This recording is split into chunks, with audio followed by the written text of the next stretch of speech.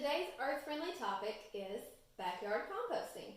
So I will be teaching you how to reduce your food waste and produce a beneficial soil amendment that you can use around your home and in your garden, all with a method that you can do with items you probably already have on hand.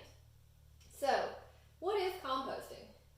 Composting is the accelerated and controlled breakdown of organic matter such as food scraps and yard waste that turn into a beneficial soil amendment. For composting to successfully occur, you only need four main things: your browns, greens, water, and air. The actual equation is 3 parts brown to 1 part green plus water and air equals compost. So let's get started. The first thing you will need to do is to select a composting location. At my house, it is around the back corner behind our HVAC unit so that it's not visibly seen, but it's still easy for us to access when we need to add our food scraps.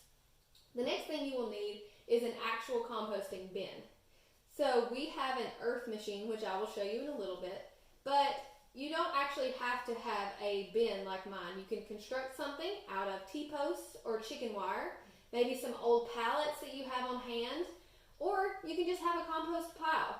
You don't have to actually have a bin per se. You just need a location where you're going to be adding your browns and your greens. Next, you're going to need some sort of container to store your food scraps in. I have a container that I keep underneath my sink.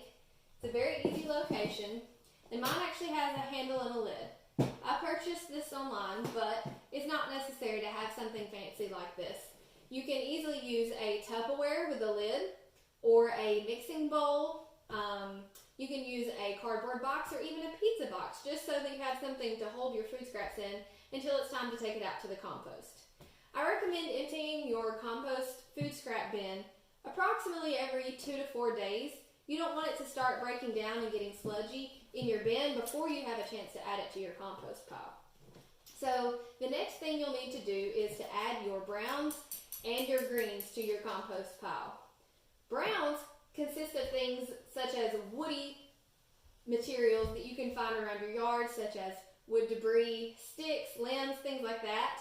You can even use wood shavings or wood chips, like maybe old mulch. You can also use things such as dried grass or hay or even shredded paper.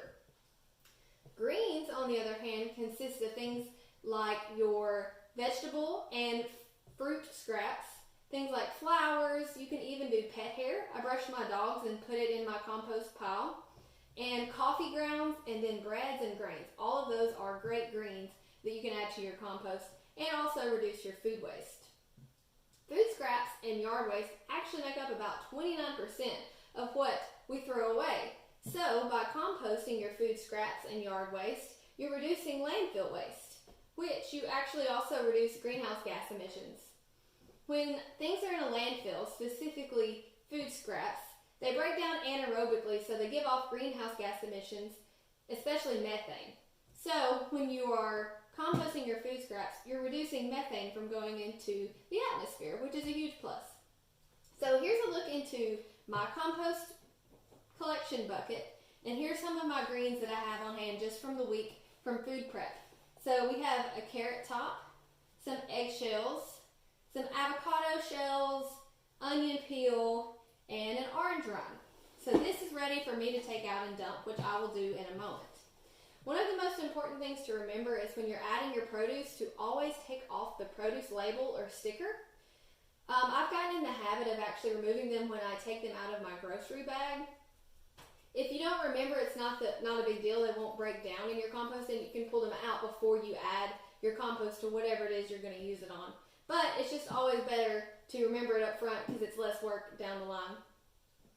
So another important thing about compost to remember is that when you're using it, it is not the same as fertilizer. It is a soil amendment, not a fertilizer. It has awesome nutrients and bacteria in it that are great for your plants and your soil. It also helps your soil to be able to retain and hold more moisture, which is also great for your plants. But it is not the same thing as a fertilizer.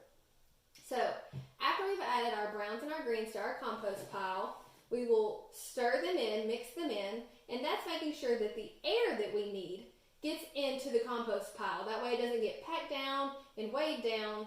You get air in there, which allows it to break down better. The other part of the equation, if you remember, is water. So I will show you outside how I water my bin, but it's always a good idea to make sure your pile needs the water before you water it. Make sure that it's, you want it to be about as wet as a sponge. So if it's already wet, you won't need to add any water. And in fact, I hardly ever add water. You just want to make sure that your compost doesn't get too terribly dry, because it can make it really hard for the little bacteria and insects in there that are helping break down your compost to live. The last two most important things that you need to do for your compost are to make sure the bacteria activity has diminished before you use your compost. So when you're composting, especially if you have a pile out in the open without a bin, you'll be able to see steam coming off of your compost pile. And that means that microbes are at work breaking down all of that goodness and turning it into your soil amendment that you need for your garden or your landscape. When the steam is coming off, that means they're still working. When you see no more steam, that means your compost is ready. When that happens, you always try to let it age for a little bit longer just to make sure. When my compost quits steaming, I will actually pick up my earth machine, move it, and start a new pile, and let that pile age for about 2 months before I use it in my garden or anywhere else. And that's really just a safety precaution to make sure that your compost is completely ready before you use it. So, now that we've been over the kitchen part, let's take a look out at my compost bin and actually show you how to add the greens and the browns. So here we are at my compost pile. Now this is an earth machine like I mentioned earlier. It has a removable lid, the actual bin for the compost, and a door on the bottom so that you can access your compost when it's ready. Now I've brought my food scraps from the kitchen and I'm going to add them so that you can see how I add my greens to my browns. I keep a pile of browns behind my compost bin so that they're always easily accessible when I need to add them.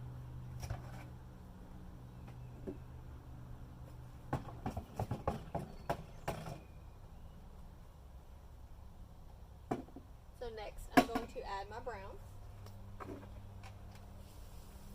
I have a pile of dried grass that we just cut, and they're going to make a great brown.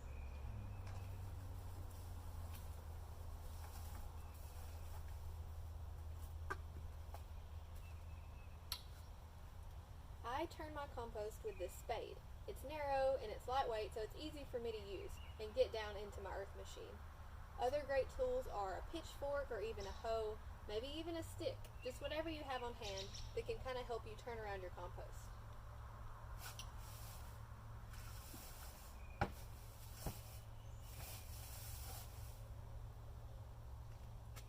You're not trying to mix it together like if you were mixing a cake batter. You just need to stir it up a little bit so that air can get down in there and help the compost to really breathe. Next, if it had not just rained, I would add a little bit of water. But my easy method is that when it rains, I just take off the lid of my compost and let it naturally get watered.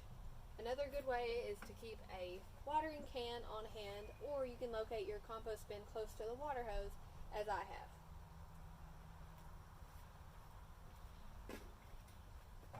Lastly, you want to remember to always put your lid back on to deter any pests if that is a problem in your area. Another great way to make sure you don't have any pests is to always cover your greens with your browns after you have added your food scraps. Thank you for following along with our earth-friendly activities for this week, and I hope that you learned something important about the benefits of composting and how to reduce your food waste at home.